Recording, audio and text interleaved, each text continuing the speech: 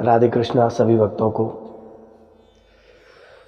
गुरुर ब्रह्मा गुरुर विष्णु गुरुर्देवो महेश्वराय, गुरुर साक्षात परब्रह्म तस्मै श्री गुरुवे नमः। आज का इतना सुंदर अवसर है, आज कितना सुंदर दिन है, आज गुरु पूर्णिमा का। सबसे पहले तो आप सभी को गुरु पूर्णिमा की हार्दिक बधाई। हमारे जीवन में गुरु का होना अत्यंत आवश्यक है। सबसे पहले तो आप ये समझिए कि गुरु कहते किसे हैं, गुरु है कौन। तो एक सरल सी भाषा में अक्सर लोग कहते हैं गु माने अंधकार रू माने प्रकाश। जो अंधकार से प्रकाश की ओर लाए वही गुरु है। जो अधर्म से हटा करके धर्म से जोड़े वही गुरु है। जो असत्य से हटा करके सत्य से जोड़े वही गुरु है। तो हमारे जीवन में गुरु का होना अत्यंत आवश्यक है। जिस प्रकार एक नदी को पार करने के लिए एक नाव की जरूरत पड़ती है, ऐसे ही हमारे जीवन में गुरु का कार्य है। इस संसार रूपी भव सागर से पार जाने के लिए हमारे गुरु एक नौका के समान है। या यूं मान लीजिए कि गुरुजी के द्वारा दिया गया जो मंत्र है वो नाव के समान है। उस मंत्र रूपी नौका पर बैठ करके हम संसार रूपी भवसागर से पार जा सकते हैं। तो गुरु कोई साधारण नहीं है, लेकिन हमारा गुरु कैसा हो, हमारा गुरु श्रेष्ठ होना चाहिए। जिस प्रकार एक शिष्य को अच्छे गुरु की तलाश होती है, उसी प्रकार एक गुरु को भी अच्छे शिष्य की तलाश होती है।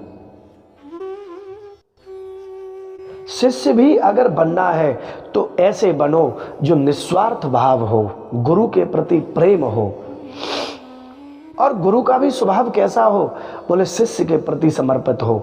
जब शिष्य के जीवन में कोई तकलीफ आए, शिष्य के जीवन में कोई परेशानी आए, तो गुरु उसका निवारण कर सके। एक राजा की बेटी जिसका नाम वैराग्यवती महल में बैठी है, अपने कक्ष में बैठ करके गुनगुना रही है, मिले कोई ऐसा संत फकीर जो पहुंचा दे भव दरिया के तीर। मैं ये दृष्टांत इसलिए सुना रहा हूं कि भगवान से जो मिलाने का कार्य करते हैं वो केवल एकमात्र गुरु होते हैं, जो भगवान का दर्शन कराते हैं। ऐसा वर्णन आता है कि एक चोर नकब लगा रहा था महल में प्रवेश करने के लिए। नकब का मतलब चोरी करने के लिए महल की पीछे की दीवार पर कील ठोक रहा था। ध्यान देना, बड़ी अद्भुत कथा है। उस चोर ने उस कन्या की बात को सुना। उसने सोचा कि इसे किसी गुरु की आवश्यकता है। अगर मैं गुरु बन के चला जाऊं तो मुझे तो माल मिल सकता है बहुत सारा। उसने एक संत का भेष धारण किया और महल में प्रवेश किया। भिक्षाम देहि, कन्या निकल करके आई, लीजिए भगवान भिक्षा लीजिए आप। तो जो साधु बन करके आया था, चोर बन के आया था, उसने कहा तुमने दीक्षा ली है क्या? बोले नहीं प्रभु, मैंने दीक्षा नहीं ली। तो वो जो चोर साधु के भेष में आया था उसने एक बात कही, बोले मैं निगुरे के हाथ की भिक्षा नहीं लेता। तो उस कन्या ने एक बात कही, बोले प्रभु मैंने गुरु नहीं बनाया है तो आप ही मुझे दीक्षा दे दीजिए। तो उसने कहा कि दीक्षा तो मैं दे दूंगा, लेकिन एक कार्य करना पड़ेगा। बोले जितना भी धन है वो तुम्हें लेकर के जंगल में चलना पड़ेगा, वहीं पर मैं दीक्षा दूंगा। वो जो कन्या थी वैराग्यवती, गुरु पर इतना अटूट विश्वास हो गया उसे कि वो गुरु के साथ जाने के लिए तैयार हो गई। जंगल में पहुंची। साधु बनने में और साधु होने में जमीन आसमान का अंतर है। पहुंची, चोर ने उसे एक पेड़ से बांधा और सारा माल लेकर के चला गया। राजा को पता चला। राजा जब आया, राजा ने कहा बेटी ला मैं तुझे खोल दूं इस वृक्ष से। बोले नहीं, मेरे गुरु मुझे बांध करके गए हैं तो वही आकर के मुझे खोलेंगे। इतना अटूट श्रद्धा, इतना अटूट प्रेम गुरुदेव के लिए। ऋषि नारद आए, संत नारद भी पधारे।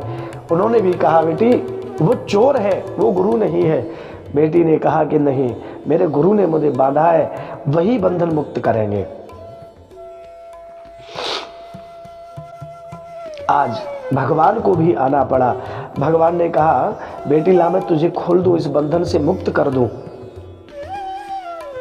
तो बेटी ने कहा नहीं, मेरे गुरु ने बंधन में बांधा है, वही आकर के खोलेंगे।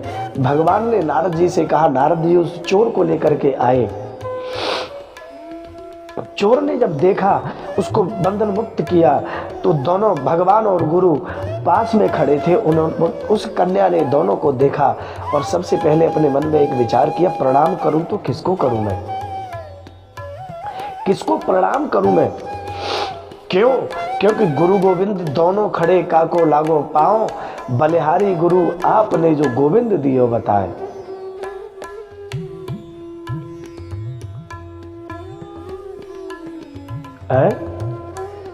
बलिहारी गुरु आपने जो गोविंद दियो बताए। उसी समय गुरुदेव के चरणों में प्रणाम किया। बोले प्रभु अगर आप नहीं होते तो आज मुझे भगवान का दर्शन नहीं होता।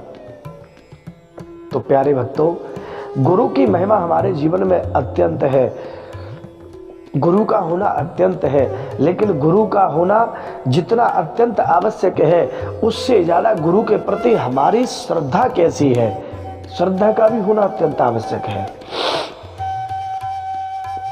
तो आज गुरु पूर्णिमा के अवसर पर सभी को गुरु पूर्णिमा की हार्दिक बधाई और गुरुदेव का आशीर्वाद लें। सभी लोग गुरुदेव से जाकर के मिले, क्योंकि बिना गुरुदेव के आशीर्वाद के इस जीवन में कुछ भी नहीं।